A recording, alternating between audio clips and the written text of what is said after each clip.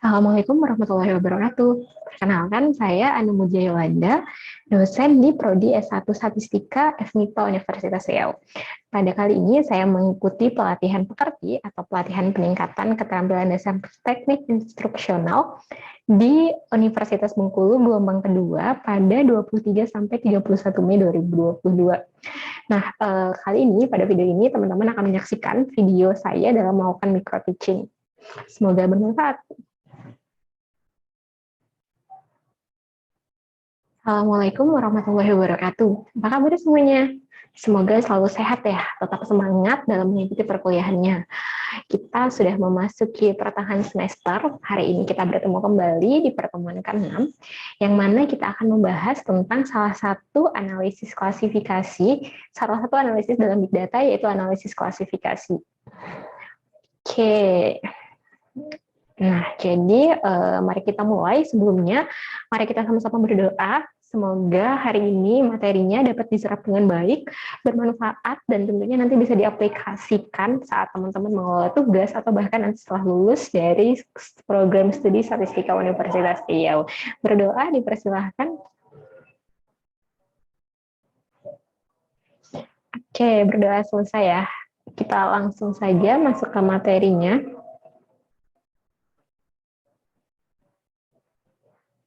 Nah, dari analisis klasifikasi ini harapannya di akhir pembelajaran nanti teman-teman semua mahasiswa dapat menyelesaikan permasalahan nyata pada kasus big data secara statistik dengan menggunakan analisis klasifikasi. Yang mana nantinya kita akan melakukan analisis klasifikasi dengan program R. Kemudian nggak cuma bisa melakukan analisisnya, tapi kita bisa dapat sesuatu nih dari apa atau dari hasil analisis yang sudah kita lakukan. Jadi nanti teman-teman harapannya sudah bisa menyajikan informasinya dalam bentuk tulisan, nanti ada dalam infografis dan juga dalam bentuk laporan, serta mengkomunikasikannya secara lisan, yaitu dipresentasikan. Jadi nanti kita akan lihat, kita akan belajar storytelling dengan data, yang mana datanya itu kita analisis secara klasifikasi. Nah, mari kita ingat kembali, pada minggu lalu kita sudah belajar tentang analisis clustering ya. Oke, ada yang masih ingat tentang analisis clustering? Mungkin boleh ya dituliskan pendapatnya tentang analisis clustering pada kolom komentar. Nanti saya akan cek satu persatu jawabannya apa.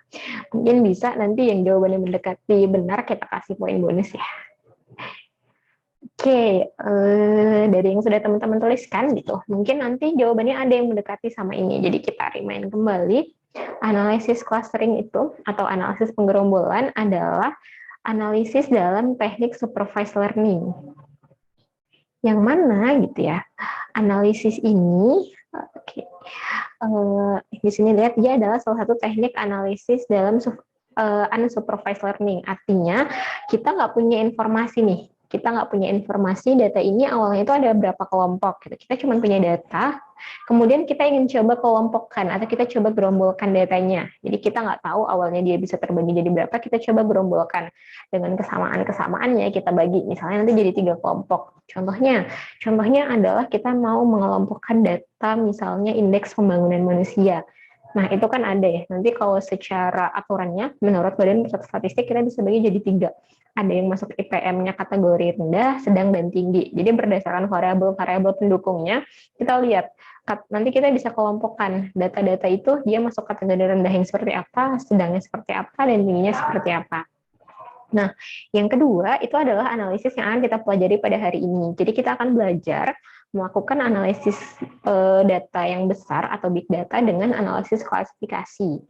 Yang mana berbeda dengan clustering, di sini kita udah punya informasi tentang datanya. Kita udah punya datanya ini dikelompokkan jadi berapa gitu ya. Misalnya ada 2 kelompok, yaitu kelompok yang akan nanti tertarik beli dan dia tidak tertarik beli. Nah, di sini namanya dia bagian dari analisis supervised learning. Nanti saat kita punya data, datanya itu kita terapkan model-model dalam analisis klasifikasi. Kita mau tahu nih, kalau yang tadi di clustering, kita coba kelompokkan datanya. Kalau di sini kita mau klasifikasikan datanya. Dan nantinya kalau kita punya data yang baru, gitu, kita punya amatan yang baru, kita bisa jadi tahu datanya ini mau kita masukkan kemana. Nah, yang ketiga, kita punya analisis regresi. Jadi ini salah satu pendekatan juga dalam analisis statistika, yang mana kalau di regresi itu juga bagian dari supervised learning, tapi dia berupa prediksi, yang mana nanti datanya umumnya adalah data kontinu.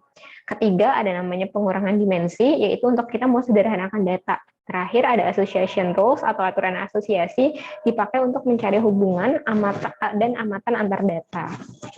Nah, jadi hari ini kita akan fokus tentang analisis klasifikasinya ya. Mari kita lihat apa sih bedanya gitu. Mungkin tadi ada yang bingung kok klasifikasi, ada penggerombolan juga gitu ya. Bedanya apa? Nah, dilihat di sini klasifikasi itu kita mau cari aturan pembeda untuk menentukan keanggotaan grup dalam suatu individu. Jadi kalau di regresi pasti udah tahu ya, yaitu analisis pengaruh. Kita mau lihat gimana sih pengaruh X terhadap Y. Nah, jadi umumnya dia digambarkan dalam bentuk ini, dilihat kalau ada garis X dan Y, titik-titik amatan datanya itu adalah yang warna hitam ini. Nah, garis ini itu adalah garis linearnya. Nanti kita bisa lihat seberapa besar sih pengaruh X variabel tertentu terhadap Y-nya.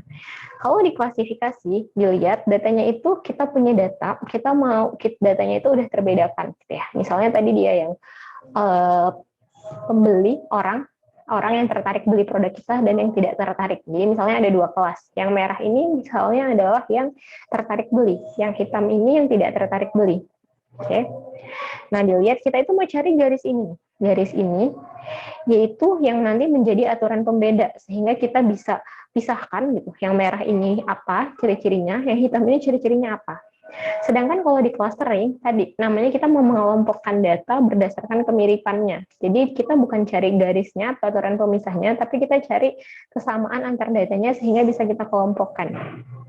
Nah, contoh paling sederhana, kalau di regresi itu kita dapat nilainya itu adalah suatu nilai numerik. Jadi kalau kasus sederhananya kita mau tahu gitu, besok ini cuacanya gimana? Di regresi jawabannya kalau kita tanya cuaca, nanti dia dapat satu nilai numerik. Jadi misalnya besok suhunya itu berapa? Di regresi kita dapat jawabannya misalnya suhunya adalah 84 derajat Celcius. Ini prediksi.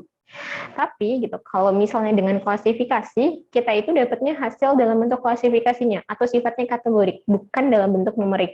Jadi cuaca besok gimana gitu? Jawabannya cuacanya panas atau cuacanya dingin. Nah, kita mau cari ini aturan kapan gitu. Dengan sumber pendukung dari si cuaca ini, misalnya ada kecepatan angin gitu ya. Kemudian ada arah anginnya, tuh, misalnya kondisi lain-lainnya yang mendukung si cuaca ini. Nah, kita mau cari klasifikasinya. Oh, jadi itu kalau ciri-cirinya gini, gitu, datanya terklasifikasi jadi cuacanya panas.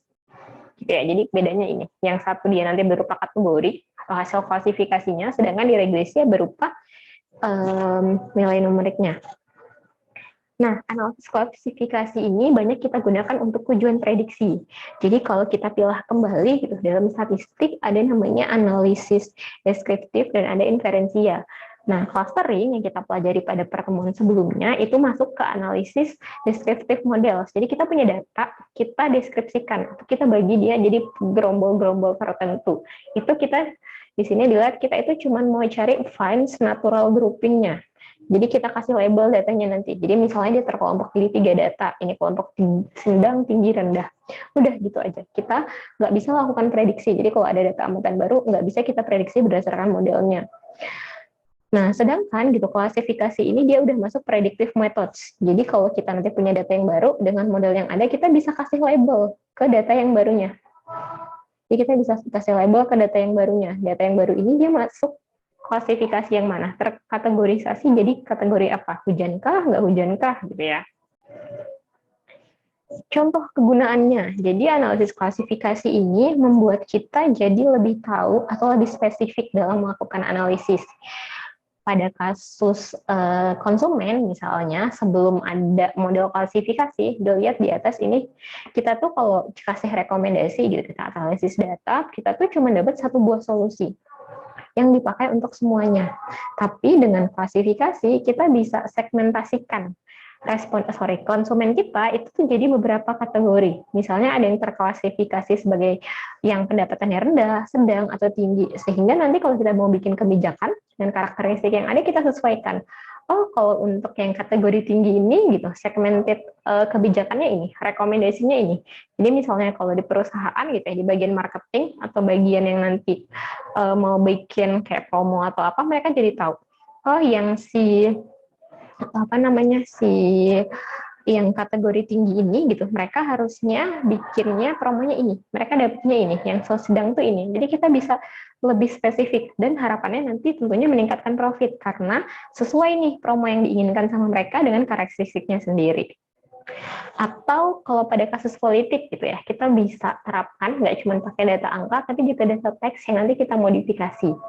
Misalnya kalau dalam debate gitu ya, dalam debat, contohnya ini debat kongres, kita tuh dari kata-kata yang disampaikan kita bisa tahu, atau nanti kita bisa pakai algoritma dalam klasifikasi untuk menentukan orang ini sebenarnya dia jadi pihak oposisi gitu, atau pihak yang mendukung pemerintah. Itu juga klasifikasi. Atau gitu, contoh kedua di dunia kesehatan yang sekarang juga udah banyak kita pakai teknik machine learning dalam hal ini juga klasifikasi, yaitu kita punya riwayat histori penyakit-penyakit. Nah, jadi dari riwayat penyakitnya gitu, dari kumpulan data yang kita punya, kita bisa tahu. Atau rumah sakit bisa tahu kalau kita mau diagnosis, oh ini ciri-cirinya adalah penyakit jantung misalnya. Jadi based on data ya, intinya kita based on data, kita bisa tahu karakteristik sesuatu. Terakhir misalnya contohnya adalah dalam case di perusahaan juga. Misalnya kita punya konten email. Konten email ini dengan memanfaatkan klasifikasi, provider emailnya bisa jadi tahu email ini spam atau enggak. Gitu. Atau kalau sekarang dilihat ya, ada yang kayak kategori sosial, utama gitu. Jadi mereka tahu kapan sih email ini masuk kategori yang sosial gitu, kapan dia nggak masuk yang kategori sosial. Nah itu juga sama. Kita pakai konsep analisis klasifikasi di dalam pengalgoritmaannya. Nah, jadi gitu, supervised classification ini adalah ketika kita punya data-data, jadi kita punya data dari amatan-amatan yang mana kita udah tahu anggotanya. Oke. Kemudian kita punya karakteristiknya berupa variabel. Misalnya tadi kalau di curah hujan kita tahu suhunya atau temperatur hari ini berapa. Kita tahu arah anginnya kemana, kecepatan anginnya berapa, dan arah-arah lainnya. Nah, ini nanti karakteristiknya kita pakai untuk memperoleh aturan dalam menentukan keanggotaan kelas atau amatan lainnya. Supervised classification itu kita bisa bagi jadi dua, yaitu teknik berbasis model dan teknik tidak berbasis model. Yang berbasis model ini gimana gitu? Nanti kita punya fungsi matematisnya.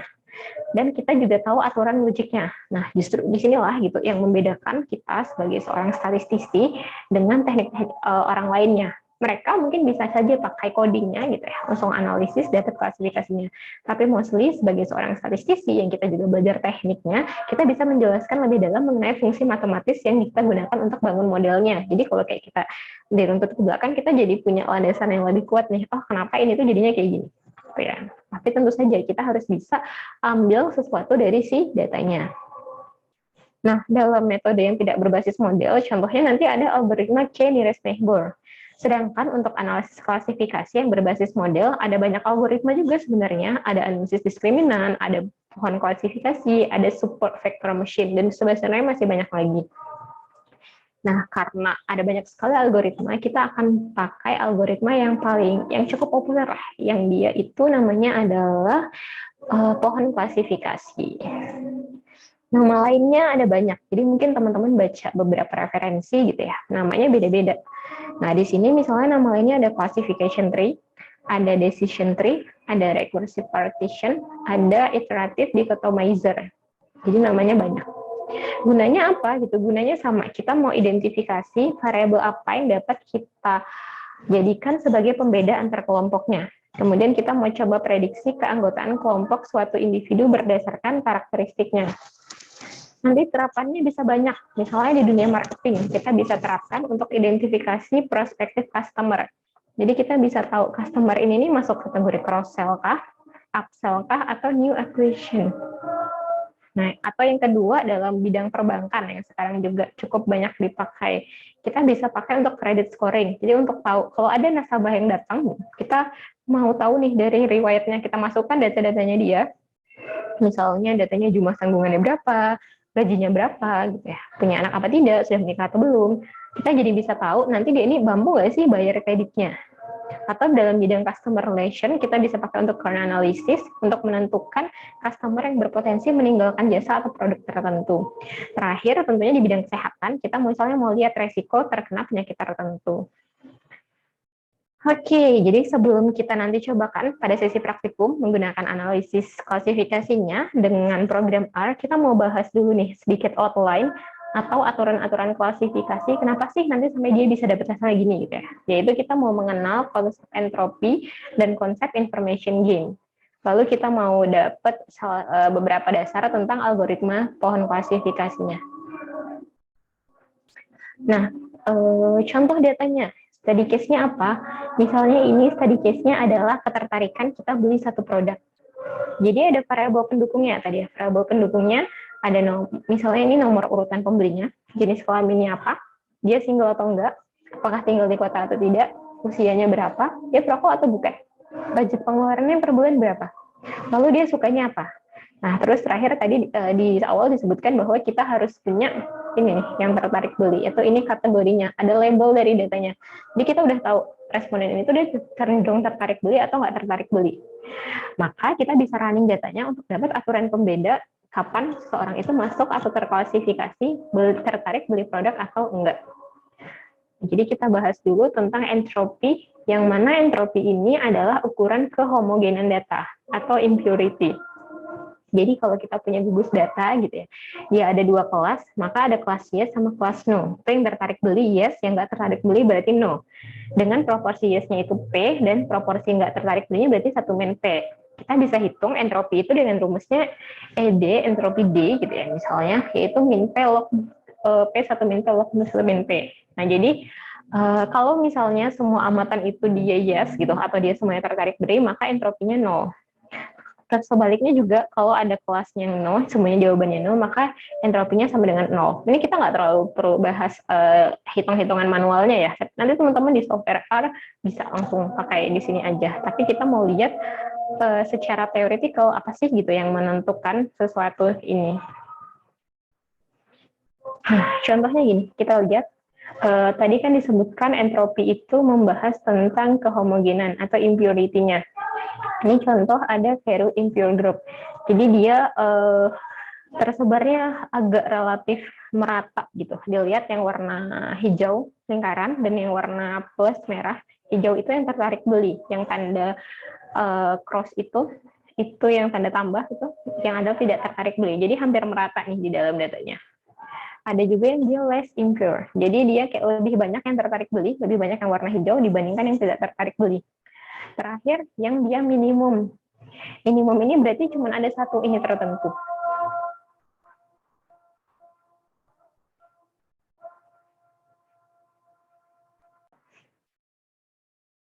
Jadi kalau misalnya gitu di dalamnya hanya ada satu jenis, jadi misalnya hanya ada kelompok yes aja, itu masuknya adalah minimum impurity karena nggak ada data yang lainnya.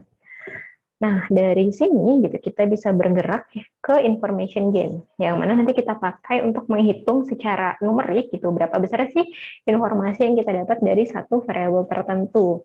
Contohnya kita nanti bisa hitung kalau ada D itu misalnya variabel tertentu yang terbagi jadi berapa kelompok. Contohnya adalah variabel jenis kelamin. Jenis kelamin kan berarti ada laki-laki dan perempuan. Nah, masing-masingnya itu kita bisa hitung nanti berapa besar sih information gain-nya ya. Oke, nah kita lihat di sini contohnya untuk entropi dan information gain pada case tadi, yaitu tertarik beli atau tidak. Misalnya ada variabel jenis kelamin, laki-laki dan perempuan. Dilihat perempuan, kita bisa hitung entropi totalnya, yaitu sebesar 0,8910. Nah, untuk yang perempuan, entropinya itu 0,2688. Sedangkan untuk yang laki-laki 0,9588. Artinya lebih besar entropi yang laki-laki dibandingkan perempuan. Jadi nilai entropi ini kita bisa hitung besarnya sumbangsih gitu ya, sumbangsih variabelnya terhadap hasilnya, yaitu information gain-nya sebesar 0,3065. Cukup besar ya. Nah, kemudian kita akan nanti lihat kaitannya dengan pohon klasifikasi. Jadi ide dasar dari pohon klasifikasi itu adalah kita mau cari aturan permisah. Di contoh, ini ada visualisasi gambar bintang dan yang warna merah gitu ya. Bintang dan merah ini kita mau lihat misal yang merah ini adalah observasi ada 16, yang merah itu adalah 13, jadi totalnya ada 29 amatan misalnya. Kita mau cari cara untuk memisahkan data. Namun dilihat ide dasarnya dari klasifikasi itu kita mau memisahkan untuk masing-masing variabel, jadi bukan kombinasinya. Jadi kita lihat per variabel dulu. Ya. Nah, pemisah yang kita cari adalah yang menyebabkan data hasil pemisahannya bersifat homogen di dalam kelasnya. Jadi kalau kita gambarkan data dalam bentuk grafik X dan Y, kita mau pisahkan, kita bagi dulu nih datanya secara vertikal. Misalnya ini kita bisa bagi datanya, kita bikin garis ini, lihat yang warna hijau, saya kasih garis lagi ini merah.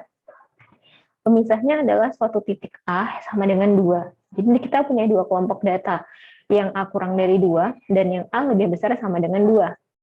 Nah, kalau kita jadi bagi 2 kelompok data ini, kita punya kelompok 1, yang nilai A kurang dari 2, ada 7 yang bintang, dan 12 yang lingkaran merah. Sedangkan di kelompok 2, ada 9 bintang, dan 1 yang merah.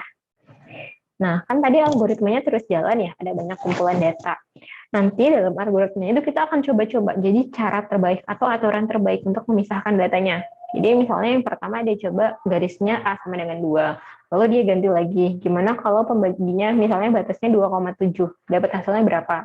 Jadi misalnya di sini kalau kita garisnya 2,07, kelompok 1 itu ada 11 bintang dan 13 lingkaran, sedangkan kelompok 2 itu hanya ada bintang. Jadi ada 5 buah bintang, tidak ada yang warna merahnya.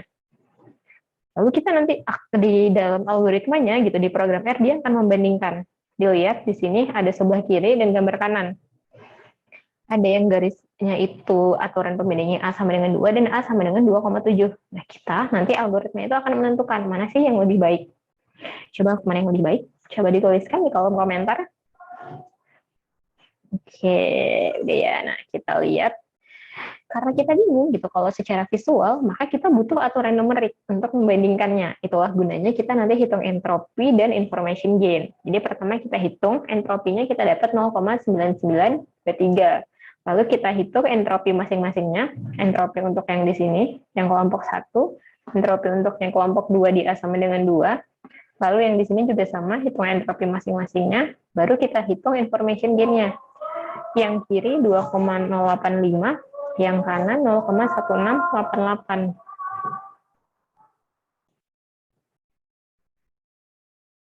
Nah, berdasarkan hasil ini, berarti information gain-nya lebih besar yang di batasnya adalah A sama dengan 2. Sehingga nanti akan yang kita pilih, oh aturan pembeda pertamanya adalah untuk variabel ini di A sama dengan 2. Kemudian kalau udah, gitu, kita lanjutkan nih aturan pemisahannya. Jadi kita mau cari pemisahan untuk masing-masing kelompok. Gimana biar kita bisa pisahkan yang bintang itu hanya ada bintang, dan yang merah itu hanya ada merah. Jadi kalau tadi kita bagi secara vertikal, sekarang tiap kelompok kita bagi secara horizontal untuk cari data memisahkan untuk masing-masing kelompoknya. Misalnya di kelompok yang pertama, nilai A kurang dari 2, kita cari garis pemisahnya, kan yang merahnya cenderung numpuk di bawah ya. Jadi misalnya kita bikin garis di B1,9. Sedangkan di yang kelompok lebih besar daripada sama dengan 2, kan hanya ada 1 merah. Jadi kita bagi garisnya di bawah nih, titiknya misalnya di 0,6. Sehingga gitu kita punya gambaran yang sekarang nih di sebelah kiri. Jadi yang pertama tadi dilihat kita punya data awal 29 amatan. Jadi dibagi berdasarkan variabel A-nya gitu. Anggaplah tadi variabel A kurang dari sama 2 atau enggak. Kalau iya gitu. Kalau iya nanti dia masuk ke amatan yang sebelah kiri. Nah, dia akan jalan ke sini yang nilainya. Jadi ternyata dari sini dia terbagi jadi 7 bintang, 12 merah. Yang di sini 9 bintang, 1 lingkaran merah. Kemudian dibagi lagi untuk variabel B. B-nya gitu, apakah dia kurang dari 1,9 atau tidak. Yang kurang dari 1,9 ternyata kita temukan 0 bintang dan merahnya ada 11, sedangkan yang lebih besar sama dengan 9 ada 7 bintang dan 1 merah. Nah, jadi udah lumayan ini ya, meskipun ada yang salah gitu, nggak semuanya terbagi inilah nanti namanya letak error. Kemudian yang di sebelah kiri, ini ada kelompok ini hanya ada yang merah, dilihat hanya ada 1 lingkaran merah, nggak ada bintang, jadi dia nggak tercampur. Yang di sini ada 9 bintang, juga nggak tercampur. Nah, jadi itulah contohnya nanti gimana kita mau jalankan algoritma pohon klasifikasi. Jadi yang paling atas itu nanti ada level 0, yang paling utamanya variabel terbaik yang membagi datanya, namanya adalah simpul akar. Di bawahnya ada level 1, itu nanti ada snode, simpul-simpul, sampai nanti kita habis variabelnya, kita temukan simpul akhir. Jadi gitu secara umum pohon klasifikasi ini ada 3 tahapan dalam melakukan algoritmanya. Yang pertama kita cari pemisahan atau splitting terbaik untuk setiap variabel. Ya, setiap variabel yang pertama. Kalau udah kita tentukan variabel terbaik untuk melakukan penyekatan. Lalu terakhir kita lakukan berdasarkan tahap 2 ini dan memeriksanya udah waktunya menghentikan proses atau tidak. Jadi sampai nanti udah kecil, udah nggak bisa dibagi lagi variabel atau kelompoknya. Nah, jadi ini kita lakukan untuk setiap simpul dan hasil sekatannya. Contohnya ini, kalau saya punya data gitu ya, saya punya prediksi variabel respon, tadi kasusnya tertarik beli atau enggak. Jadi ternyata kalau di sini variabel utamanya itu yang dibagi adalah jenis kelamin. Jenis kelaminnya ini sama dengan perempuan. Jadi kalau apakah jenis kelaminnya perempuan atau tidak? Kalau iya nanti dia akan bergerak ke arah sini. Jadi ternyata kalau dia perempuan dia itu cenderung tidak tertarik beli. Yang di angka-angka ini adalah poin peluangnya tidak tertarik belinya. Tapi misalnya dia laki-laki, berarti jawabannya 0 ya. Nah, dia akan lanjut nih. Ternyata dari jenis kelamin, variabel kedua yang dijadikan pembaginya itu adalah budgetnya berapa, tinggi atau rendah. Kalau dia tinggi, dia akan ke bawah sini. Lalu ditanya kalau rendah dia ke kanan. Jadi ternyata kalau rendah peluangnya dia lebih cenderung ini yang tertariknya. Lalu kalau misalnya tinggi dilanjutkan ternyata dia merokok atau enggak. Kalau dia habis tidak merokok gitu, ditanya lagi budgetnya, low apa tinggi, tadi ininya gimana, sampai nanti di akhir ada variabel usia yang udah nggak bisa dibagi lagi. Jadi berdasarkan ini, nanti kalau kita punya data baru, kita bisa tebak. Contoh data barunya, kita punya calon konsumen, jenis kelaminnya laki-laki, budgetnya high, dia merokok usianya 25 tahun. Nah, ini kita bisa lihat dia masuk kategori mana gitu ya. Jadi dilihat kalau misalnya dia jenis kelaminnya laki-laki, berarti ininya dia masuk kategori no ya. Ini dia masuk kategori no. Lalu dilihat budgetnya tinggi apa rendah. Oh, budgetnya tinggi, berarti dia lanjut ke bawah. Lanjut ke bawah. Kayaknya dia laki-laki, budgetnya tinggi, kemudian dia merokok apa enggak gitu ya. Kalau dia merokok gitu, kemudian usianya 25 tahun. Oke, nah merokok, terus tadi budgetnya lo apa enggak gitu. Kalau budgetnya lo kan dia ke sini, karena dia budgetnya rendah, dia ke sini. Nah, peluang tertariknya nanti jadi dapatnya misalnya 0,33. Oke, mungkin itu gitu ya pengantar untuk analisis klasifikasinya. Boleh ada yang nanti menuliskan di kolom komentar pasti yang teman-teman berhasil dapatkan gitu dari materi hari ini. Jadi kalau saya summary gitu ya, analisis klasifikasi itu adalah salah satu analisis yang kita pakai untuk menentukan atau untuk mencari aturan pembeda. Pakai apa gitu, kita harusnya punya kumpulan data yang dimana di dalamnya ada variabel-variabel yang bisa kita gunakan untuk mengklasifikasikan. Tapi tadi catatannya adalah karena dia supervised learning, kita udah tahu nih informasi awalnya ada label dari datanya. Dia punya kategorinya berapa, terklasifikasi jadi apa. Kalau udah baru kita bisa lanjutkan si analisisnya. Gitu ya. Nah, analisis klasifikasi ini bisa banyak sekali kita pakainya. Tujuannya untuk apa? Tadi udah ada banyak sekali contoh yang kita sebutkan. Selanjutnya, kita akan coba, biar makin mahir gitu ya, kita akan lanjutkan pada sisi praktikum untuk mengolah atau melakukan analisis klasifikasi pada tadi datanya adalah data yang tertarik beli dan tidak tertarik beli. Nanti kita lanjutkan di sesi praktikum. Jadi kemudian nanti dari hasil praktikumnya, teman-teman ada tugas project yang mana, jadi kalau di praktikum kita coba pada case yang tertarik beli atau tidak tertarik beli. Nanti proyeknya adalah kita kerjakan pada data perbankan, jadi ada kumpulan data untuk menentukan credit scoring. Jadi kalau kita punya data ini misal nanti ada banyak variabelnya, kita mau prediksi kalau ada nasabah baru ini dia masuk kategori mampu bayar atau enggak gitu ya. Nah, jadi mungkin sekian dulu untuk sekarang. Semoga apa yang saya sampaikan dapat ditarik informasinya dengan baik, dapat diserap, dan dapat bermanfaat buat teman-teman jadi model dasar dalam melakukan praktikumnya. Gitu ya, jadi jangan lupa setelah ini simak dan ikuti praktikumnya dengan baik, ikuti langkah-langkahnya, dan ada proyek tugas yang harus teman-teman selesaikan. di minggu depan kita akan bertemu membahas hasil proyeknya. Jadi tadi karena tujuan pembelajaran kita ada 2, maka kita akan lihat yang pertama tadi teman-teman di praktikum akan belajar mencoba melaksanakan analisis klasifikasinya. Lalu tagihan keduanya, biar tadi kita bisa nilai ya teman-teman mengkomunikasikannya secara lisan. Jadi nanti hasil analisisnya dituliskan dalam bentuk laporan dan kemudian dibuat infografisnya. Jadi saya pengen tahu nih teman-teman dapat insight apa sih dari data yang kita punya. Misalnya nanti insight-nya, oh dia yang tertarik beli, yang karena tadi case-nya credit scoring ya untuk proyeknya, berapa besar sih orang ini peluangnya dia akan masuk kategori mampu bayar, gitu. Kemudian gimana teman-teman menjelaskan eksplorasi dari datanya, dan melakukan storytelling dari data yang kita punya. Jadi sebagai seorang statistisi, kita tuh nggak cuma bisa analisis, tapi gimana kita bisa dapat insight dari datanya. Nah, nanti juga teman-teman bisa buatkan dalam bentuk infografis. Karena kalau kita kerja di perusahaan, orang-orang itu nggak paham dia kita jelaskan tentang model matematis ya, tapi mereka mau tahu dalam bentuk yang bahasa manusianya. Jadi ini tuh maksudnya apa gitu, tujuannya apa sih yang bisa kita dapat, gimana sih kategorisasi si nasabahnya. Jadi kita bisa harus tuliskan dalam bentuk laporan tadi dan juga dalam bentuk infografis. Dan nggak cuma hanya bisa ditampilkan secara tertulis, tadi teman-teman juga harus mampu menyajikannya secara lisan. Jadi minggu depan kita akan presentasi. Jadi tugas proyeknya lumayan lengkap ya. Insya Allah kita ketemu lagi minggu depan. Jadi terima kasih sudah menyaksikan video ini. Jangan lupa kita bertemu lagi di sesi praktikum.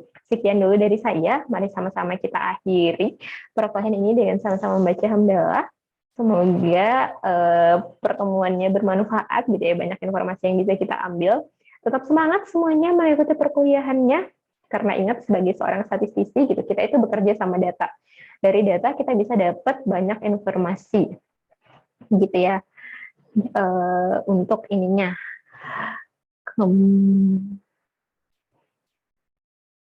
Jadi kalau kita ingat kembali gitu, ada salah satu quote yang terkenal dari seorang statistisi, yang mana sebagai seorang statistisi kan kita bekerja sama data ya, sama data. Dan quote-nya itu adalah, without data, you are just another person with an opinion. Jadi kalau kita nggak punya data gitu, kita tuh cuma bisa punya opini aja. Makanya tadi kalau kita kerja di perusahaan, kita mau kasih rekomendasi tertentu untuk orang ambil kebijakan, untuk orang ambil keputusan, kita kasih informasinya itu berdasarkan data. Jadi informasinya kita itu valid. Namun gitu, sebagai seorang statistisi kita nggak cuma harus bisa analisisnya, karena gitu versi quote-nya juga kita bisa ubah. Without an opinion, we are just another person with data. Jadi kalau kita punya datanya gitu, tapi kita nggak bisa jelaskan kepada orang lain dengan bahasa yang lebih manusiawi, orang nggak bisa dapat, orang nggak bisa nangkap apa yang kita hasilkan dari analisis kita, ya kita akhirnya cuma orang dengan data aja, karena kita nggak bisa jelaskan nih insight-nya apa. Gitu ya, semoga bisa jadi salah satu refleksi buat kita sama-sama belajar gitu ya dalam prosesnya teman-teman menjadi seorang analisis statistika. Terima kasih semuanya untuk waktunya. Saya akhiri kuliahnya. Assalamualaikum warahmatullahi wabarakatuh.